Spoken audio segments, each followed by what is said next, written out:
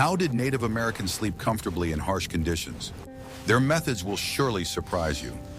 We often imagine sleeping in a teepee as cold and uncomfortable, a relic of the past that cannot compete with modern technology. We think of thin walls made of animal skins, blown through by the wind and sleeping on the bare ground. But what if I told you that the Native Americans of the Great Plains turned their dwellings into true oases of comfort using ingenious engineering solutions unknown to Europeans?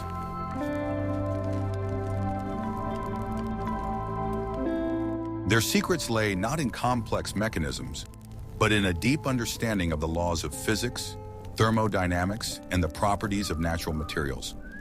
Every detail of the teepee, from the angle of the poles to the way the bedding was arranged, was part of a unified, well-thought-out climate control system. This allowed them to sleep warm and comfortable even during the harshest winters on the windswept plains. Watch the video to the end to learn how a simple inner lining made of animal skins created a complex ventilation system that surpassed many modern solutions in terms of efficiency. I will reveal the most closely guarded secret of comfortable housing, which has nothing to do with materials or insulation, but rather with the geometry and shape of the dwelling itself in space. We naively tend to take the characteristic conical shape of the Indian teepee for granted, assuming it is dictated by the simplicity of the nomad's primitive construction.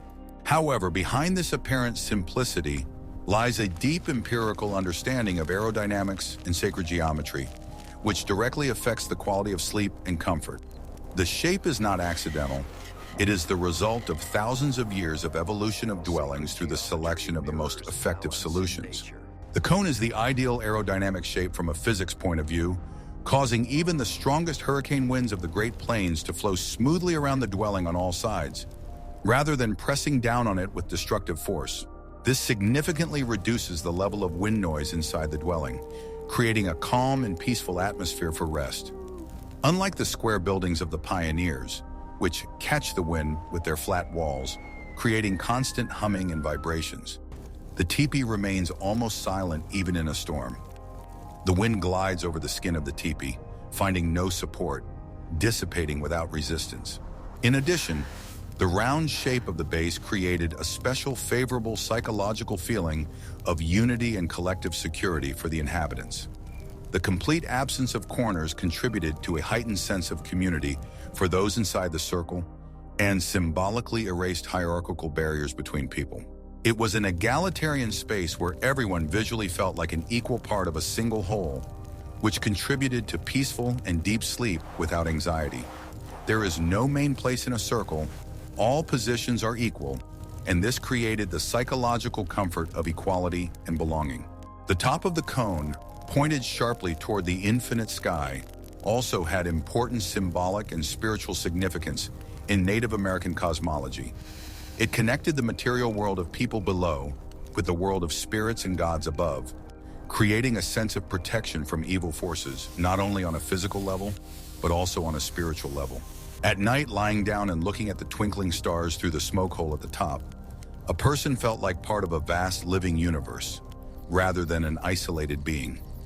This cosmic unity calmed the mind, preparing it for deep sleep without fear.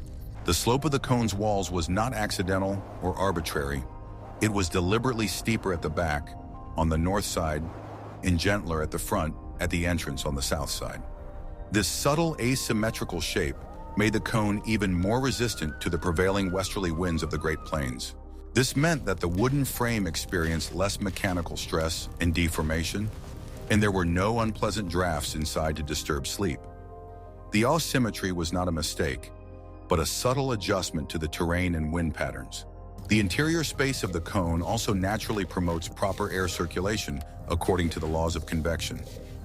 Warm, light air from the central hearth rises evenly upward to the smoke vent at the top, carrying away smoke and carbon dioxide.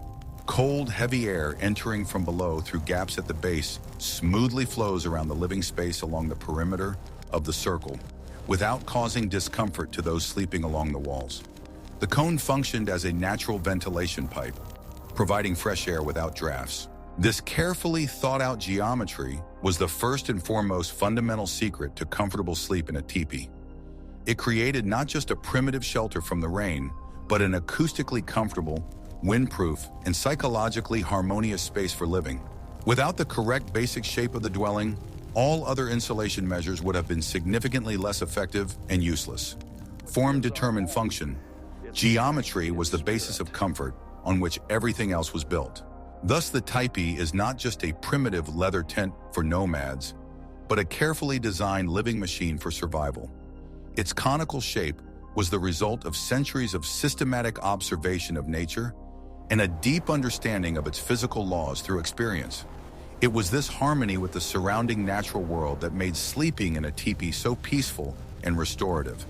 Despite the harsh conditions, the dwelling was not a struggle against nature, but a collaboration with it, using its forces rather than opposing them. True comfort did not begin with a soft bed of skins, but with the proper organization of the space around oneself as a whole. The people of the Great Plains intuitively understood that the quality of rest and sleep is influenced not only by what you sleep on, but also by what surrounds you: form, sounds, air. Their portable home was a material extension of their philosophy of harmony with nature and the cosmos, rather than domination over them. Living in harmony, not in conflict, that was the principle. It would be very interesting to hear your balanced opinion on modernity. Do you think that the shape of modern dwellings, for example, rectangular rooms with corners, affects our psychological state and sleep quality compared to round spaces? Please share your thoughts on this in the comments below. Are you ready to learn the truth about why two identical teepees could provide completely different levels of comfort? The secret lay not in the dwelling itself, but in where it was located. Choosing the right location was an art that determined whether the night would be warm and peaceful or cold and restless. The first rule was to find a place sheltered from the wind. The ideal location was a small grove or a bend in the river, where trees or a high bank served as a natural barrier. This simple solution could raise the temperature inside the teepee by several degrees. They never placed the teepee at the highest point of the hill, where it would be exposed to all the winds, but they also avoided the lowest place in the valley. Cold night air and dampness accumulated in the lowlands, making sleep uncomfortable. A gentle slope facing east was considered ideal. This location offered two advantages. First, the entrance, which traditionally faced east, was illuminated by the first rays of the sun in the morning, making it easier to wake up. Second, the prevailing westerly winds of the Great Plains blew against the solid back wall of the teepee. This was the strongest and most stable part of the structure, thus the dwelling effectively withstood the elements. Before installation, the site was carefully prepared. All stones and branches were removed, and the ground was leveled. Sometimes a small depression was even dug in the center for the future hearth, so that it would be below floor level. An important factor was access to water and fuel. The camp was set up at a distance from the river that was convenient for carrying water, but avoided the risk of flooding. The presence of dead wood nearby guaranteed a supply of firewood for the hearth. An experienced eye could determine a suitable location based on signs that were invisible to a novice. For example, by the way the grass grew, or by the presence of certain plants that indicated dry soil. This knowledge was passed down from generation to generation. Thus, a comfortable night's sleep began long before the first peg was driven into the ground. It began with a careful look at the landscape and the ability to read the signs of nature. The wrong choice of location could negate all the advantages of the ingenious teepee design. How important do you think the choice of location is for a modern home in terms of protection from the elements and comfort? In the next chapter, I will reveal the secret of the second wall that created a unique microclimate inside the teepee. What you have never seen in photographs or paintings is the most important element of comfort in an Indian teepee, invisible from the outside. We are talking about the ozan, or inner lining made of treated skins. This hidden element revolutionized the simple conical shelter made of poles into a high-tech dwelling with a sophisticated climate control and ventilation system. The ozan was the engineering secret that distinguished a civilized dwelling from a primitive tent. Invisible from the outside, but critically important inside for survival and comfort. The ozan was a wide strip of carefully processed bison or moose skins that was attached from the inside to wooden poles at a height of 1.5 to 2 meters above the ground. It deliberately did not reach the very top of the cone and did not touch the ground below, creating a closed internal space of smaller volume. In fact, inside one outer teepee, a second, smaller inner dwelling was created. A teepee within a teepee construction, a double shell. It was a dwelling with double walls where the space between them acted as insulation. This two-layer design solved several critical survival problems at once. The main one was effective thermal insulation from the cold outside. The air gap, tens of centimeters thick, between the ozon and the outer covering of the teepee worked like a thermos or thermos bottle, reliably trapping warm air inside the living area and preventing it from escaping outside. The still air between the layers was the best available insulator, requiring no expense. A natural vacuum between the walls of a thermos. Thanks to this ingenious solution, even in severe frosts of -20 degrees, the temperature on the floor, where people slept on skins, remained comfortable and above zero. The precious heat from the central hearth did not immediately escape through the smoke hole, but circulated efficiently within the enclosed space, limited by the inner lining as a barrier. This allowed for significant fuel savings. Wood or dried bison dung, which was critical in the treeless prairies. Less fuel meant less labor for gathering and more time for other survival tasks. But the most ingenious, invisible feature of the ozon was the creation of a natural ventilation system without mechanisms. Cold, dense air entering from below under the outer canopy of the teepee through gaps at ground level did not immediately hit people directly, causing discomfort. It first rose slowly up a narrow corridor or channel between two parallel layers of skins around the perimeter. The cold was isolated from the living space and directed around it through a technical ventilation channel. Gradually warming up from the warm inner wall of the ozon due to convection, this air naturally rushed to the smoke hole at the top of the cone.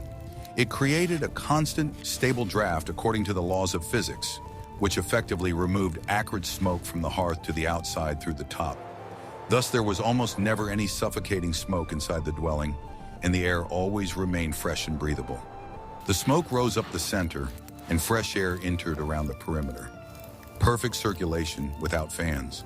This well-thought-out system completely solved the vexing problem of drafts at floor level. People sitting or sleeping by the warm fire on the ground were reliably protected by the ozon from the cold air constantly coming up from the frozen ground below. Ozon served as an impenetrable physical barrier and shield, skillfully directing air currents where they were useful for ventilation and not harmful to comfort. Controlling air currents was key, not blocking them completely, but directing them correctly through the necessary channels. In addition, the inner lining provided reliable protection against moisture and condensation. Any water vapor condensation that inevitably formed on the cold inner side of the outer covering of the teepee from people's breath dripped down it into the ground outside the ozon, rather than dripping onto people and things inside. The living space always remained dry and comfortable without dampness. Moisture was isolated in the outer contour, just as condensation between window panes does not enter the room. During the hot summer months, ozon also played an important protective role against the heat. It protected people from the scorching sun of the steppes, creating shade and pleasant coolness inside the dwelling. The air gap prevented the outer walls from overheating in the sun and transferring excess heat directly into the living space. The double wall worked for cooling in summer, not just for heating in winter, a universal climate control system all year round. Without the ozon, the teepee would have been just a primitive tent made of skins, blown through by the wind. It was this hidden inner lining that turned it into a truly comfortable and cozy home, perfectly adapted to any weather conditions on the prairies. It was a simple but absolutely ingenious secret to survival, based on the pure physics of convection and heat transfer, without complex calculations. Observation of nature and the experience of generations created an engineering solution that civilization only achieved with the advent of double-glazed windows and thermoses. What I am about to show you is prohibited in 12 countries, but Native Americans have known this secret for centuries. Of course, we are not talking about something forbidden, but about the masterful control of fire. The hearth was not just a source of heat, but the heart of the home, and the life and comfort of the whole family depended on its correct design. The location of the hearth was strictly defined. It was not made in the very center, but slightly shifted towards the entrance. This position improved the draft and allowed the smoke to escape more efficiently through the smoke hole. The size of the hearth was also important. It should not be too large so as not to waste firewood and create excessive heat. Usually its diameter did not exceed 1 meter. A small depression was often dug in the ground for the hearth. This allowed the fire to burn below floor level, making it safer. In addition, the edges of the pit could be lined with stones, which accumulated heat and released it at night. The secret to effective heating was the right fuel.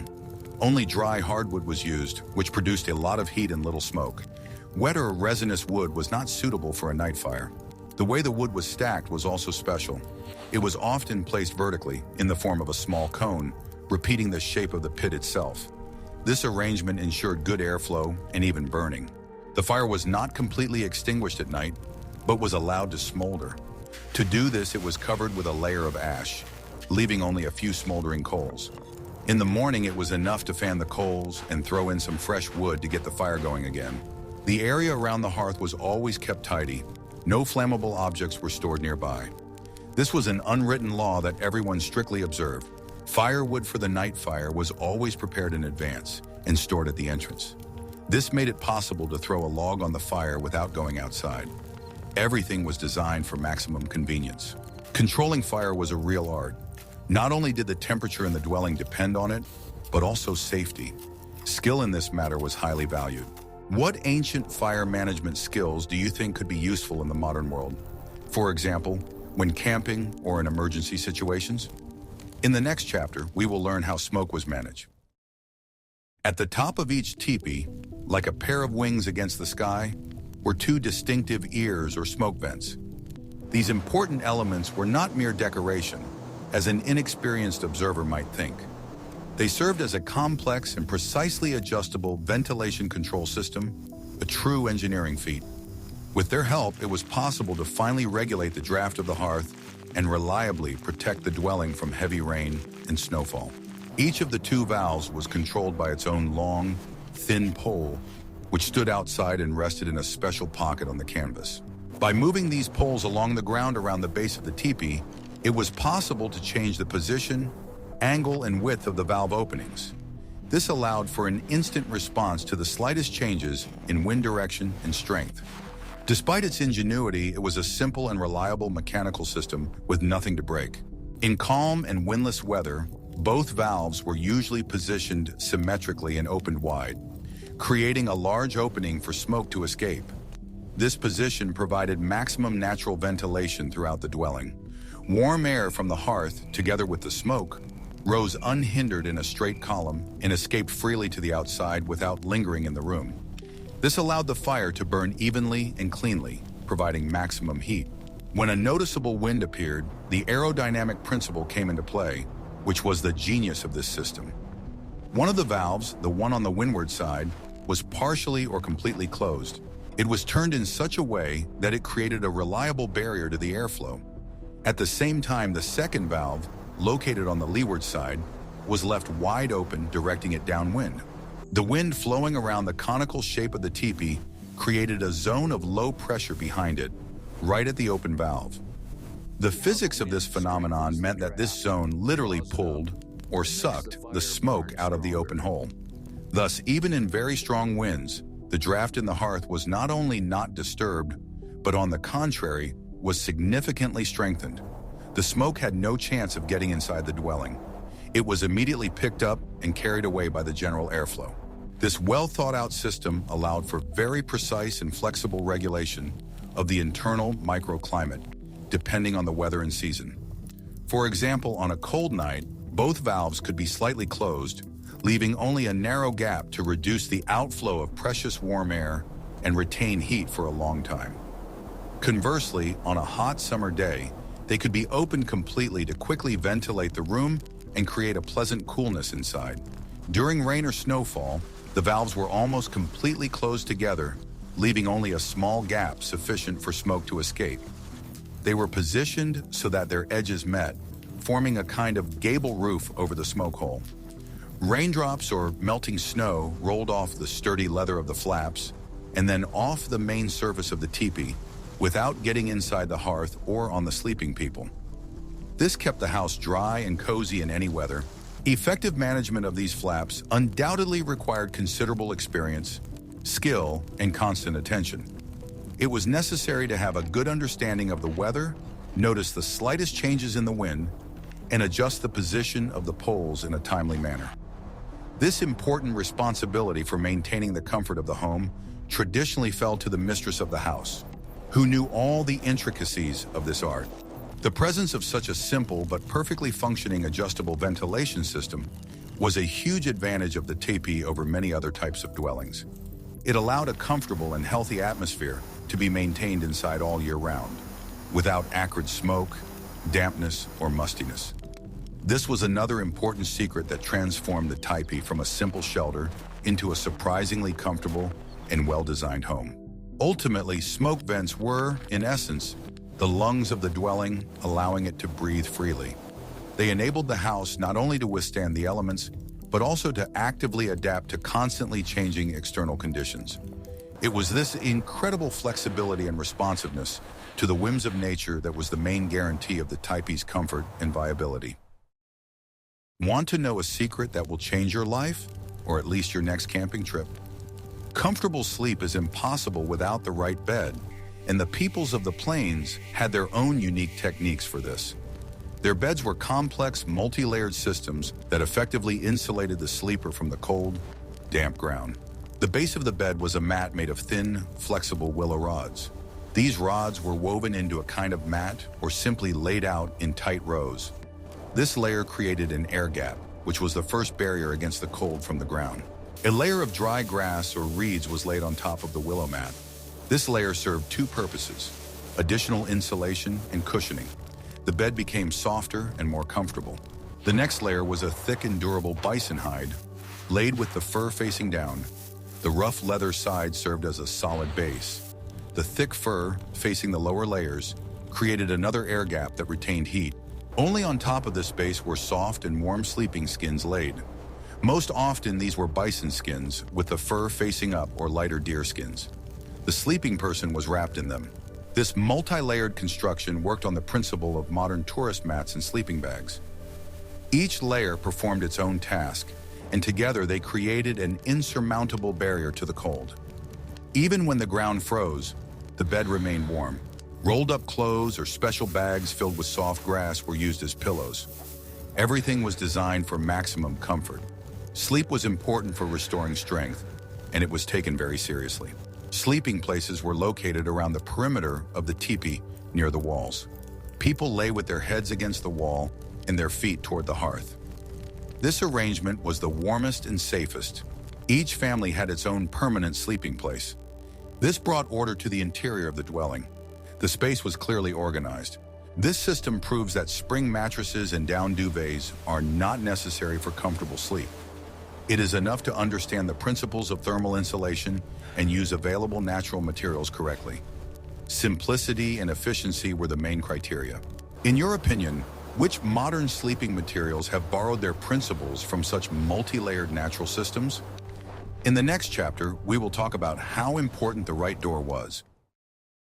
The entrance to a teepee was not just a functional opening in the wall for passage, but an important strategic element of the entire climate control system of the dwelling. Its location and thoughtful design played a key role in effective protection from the cold and chilling drafts. The location of the entrance was approached with no less attention and seriousness than the choice of location for the entire tribal camp. An incorrectly located entrance could negate all efforts to insulate the dwelling. It was a breach in the defense that had to be carefully designed and protected from the elements. As mentioned earlier, the entrance was almost always strictly oriented to the east according to the compass. This was done not only for symbolic reasons related to the sunrise and spiritual practices of greeting the new day.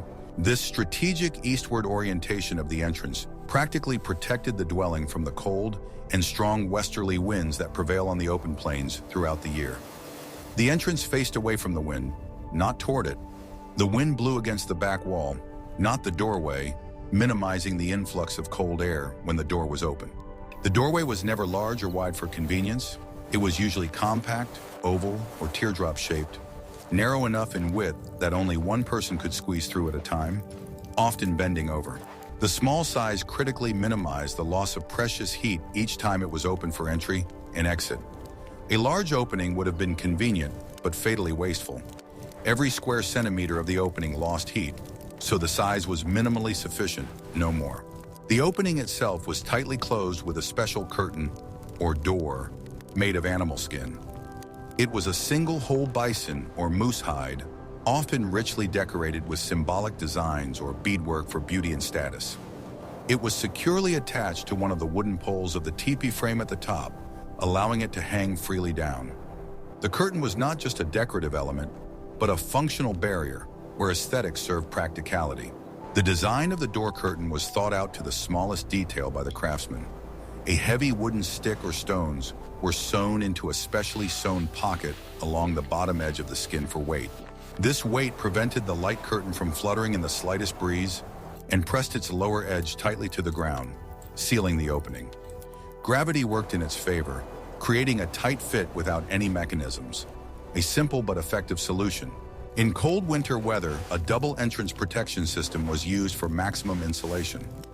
In addition to the outer curtain, the opening was additionally closed from the inside with an ozan canopy, a continuation of the inner lining.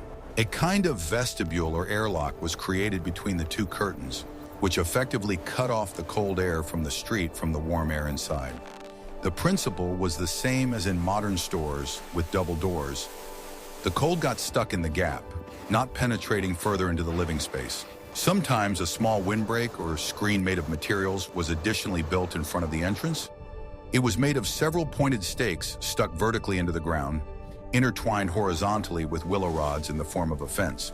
This simple structure effectively broke up the direct, powerful flow of wind at the entrance, preventing it from blowing directly into the dwelling when the door was opened. The windbreak created a calm area at the entrance, where one could enter quietly without letting the hurricane in with them. In the summer heat or for ventilation, the skin door could be easily lifted and secured at the top with special ties. This provided good cross-ventilation and a flow of fresh, cool air for comfort. The design was flexible and easily adapted to the season and weather. Tightly closed in winter, open in summer, demonstrating the versatility of the design for all occasions. The door also served as an important social and communicative marker for the tribe. Its current position made it possible to understand from a distance whether the owners were at home and ready to receive guests for a visit. For example, a completely closed door meant that the residents should not be disturbed, a private meeting, or illness. An open door invited visitors to come in. Nonverbal communication through the position of the door was understood by everyone without words. Thus, even such a seemingly simple element as the entrance to a dwelling was an integral part of the overall integrated system of comfort and survival. Its correct orientation to the cardinal points and thoughtful design made a significant, measurable contribution to preserving heat inside. In the harsh world of the prairies, where every degree of heat literally counted and could mean the difference between life and death, there were no trifles. Every detail had meaning and purpose. The quality of sleep depended directly on the quality of the material from which the teepee was made. The covering, or canopy, was sewn from carefully processed bison hides, and the main secret of their processing was smoking. After cleaning and tanning, the hides were not simply dried in the sun. They were hung on a special frame and smoked over a fire for several days. This process gave the material unique properties. First, smoking made the hides water-resistant. The substances contained in the smoke impregnated the skin and prevented it from absorbing moisture. During rain, the drops simply rolled off the surface of the teepee without penetrating inside. Second, smoke-treated skins did not harden after getting wet. Ordinary rawhide becomes stiff and brittle after drying. Smoked leather, on the other hand, remains soft and elastic. This was critically important, as the teepee often had to be folded and transported, even when wet. A canopy made of smoked hides did not crack at the folds and lasted much longer. It withstood dozens of cycles of assembly and disassembly. In addition, the smoke protected the skins from decay and pests. It acted as a natural preservative. This significantly extended the service life of the entire covering. The smoking process was long and laborious. It required the use of certain types of wood that produced the right smoke. The shade of the finished material depended on the type of wood and the intensity of the treatment. Smoked skins acquired a characteristic yellowish-brown color and a specific smell. At the same time, the material did not lose its ability to breathe. Micropores in the skin allowed moist air to escape from the inside, preventing condensation. It was this property, water resistance on the outside and vapor permeability on the inside, that made smoked skin coverings the ideal material for dwellings. It worked on the same principle as modern membrane fabrics. It was an ancient technology ahead of its time. The comfort inside the teepee depended not only on its ingenious external design, but also on the carefully thought out and wise organization of the interior space. The arrangement of people and things was not simply a matter of habit, but was based on the strict and understandable logic of thermodynamics, honed over generations. Every object, every detail of the furnishings made its own irreplaceable contribution to creating an overall atmosphere of living warmth and true home comfort. It was an art form to create comfort in the wild. The space inside this conical house was conditionally divided into several very important functional areas. The central area, located around the hearth, was, of course, the warmest and most lively part of the dwelling. Here, not only was food slowly cooked over an open fire, but all family members gathered on long evenings for leisurely conversation, work, or storytelling. It was this living fire that pulsated at the heart of the entire house, providing light and peace of mind. The area for sleeping and proper rest was located around the perimeter, along the walls where it was slightly cooler than in the center. But even here, there was a clear and inviolable division based on family hierarchy and basic practicality. The most honorable and importantly most protected from drafts place opposite the entrance was traditionally occupied by the head of the family. The rest of the household members were located on either side of him, according to their age and status. For convenience, light and portable tripod backrests were placed along the walls, immediately behind the sleeping places made of soft bison skins. They were a simple but very effective construction of several smooth willow sticks, onto which tan leather was tightly stretched. These elegant backrests allowed people to sit on the floor in great comfort, providing reliable support for the back during rest or painstaking manual work, such as sewing or making arrowheads. However, their decorative and comfortable function was not the main one, as there was another, much more important one for keeping warm. These backrests served as an additional and very effective barrier against the flow of cold air that inevitably seeped in from the outer walls of the teepee. The space between the backrest and the inner lining of the dwelling became a cozy personal area for the careful storage of the most valuable items. All of the family's essential possessions, such as spare clothing, kitchen utensils, tools, and craft materials, were stored in special envelope bags. These bags, called parfleche, were made of very durable rawhide and were often decorated with bright geometric patterns. They were neatly stacked along the walls just behind the backs, creating a dense and reliable barrier against the cold. Thus, the seemingly simple wall of a teepee was transformed into a complex, multi-layered system that worked on the principle of a modern thermos. First came the outer covering of thick bison hides, followed by a small air gap, which is an excellent insulator in itself. Next came the inner lining of ozan, followed by personal belongings in parfleche bags, and only then the backrest itself, which directly protected the person from the slightest discomfort. Nothing in this system was accidental, and even the distribution of supplies obeyed the laws of physics. Food and other items that, on the contrary, needed to be kept cool and dry were placed closer to the entrance to the dwelling. The temperature in this area was always a few degrees lower than in the depths of the room, which allowed them to stay fresh longer. Absolutely all the space from the earthen floor to the smoke hole at the top was used as rationally as possible. Such a well-thought-out organization not only perfectly preserved precious heat, but also helped to maintain impeccable order in the house. Each member of the large family and literally every single thing, even the most insignificant, had its own strictly designated place. This simple and understandable rule created an incomparable feeling of stability, predictability, and genuine comfort in the house, which was especially valuable in nomadic life. Ultimately, the internal structure of the teepee was not just a set of rules, but a direct reflection of the world order and views of its creators. It was as logical, harmonious, and extremely effective as the entire distinctive culture of the nomadic peoples of the Great Plains. There was not a single superfluous detail in this amazing house, and every element of its interior had its own deep practical and spiritual meaning, tested by centuries. Last but not least, the secret to comfortable sleep is confidence in the reliability of your shelter. The Tipee's design was perfectly suited to withstand any weather conditions.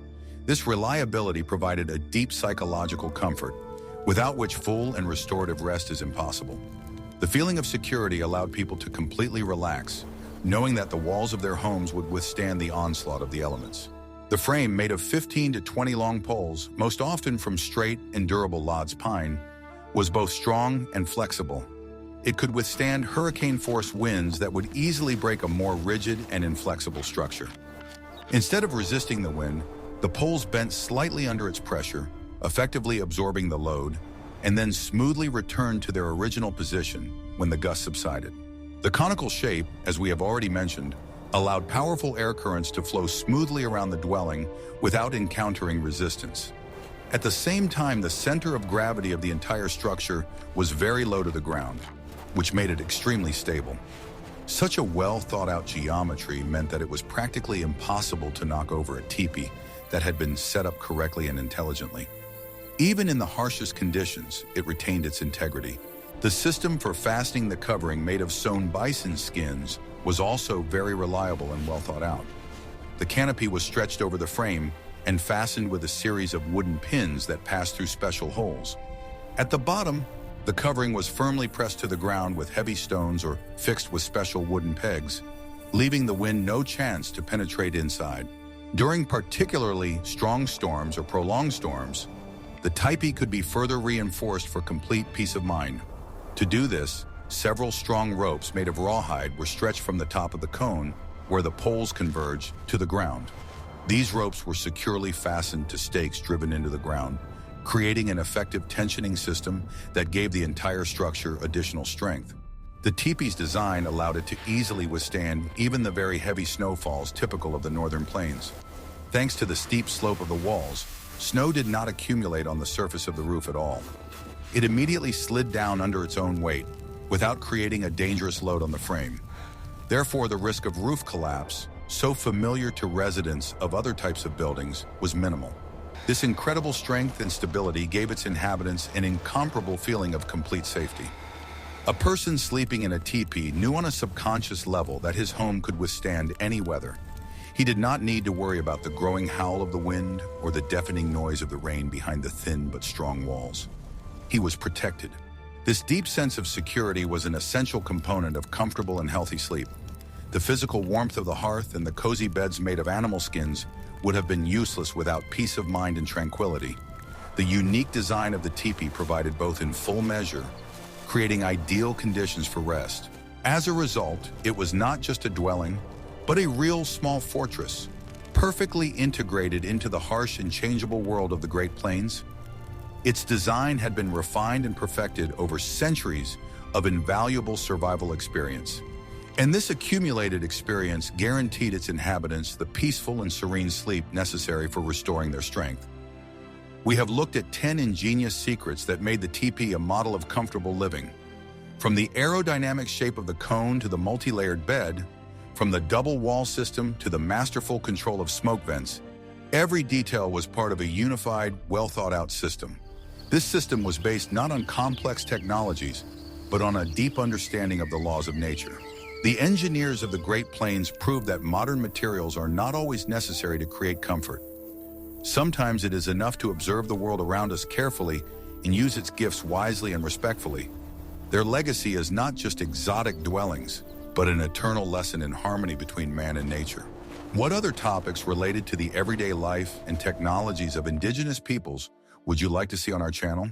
Share your ideas in the comments. And don't forget to subscribe so you don't miss new episodes.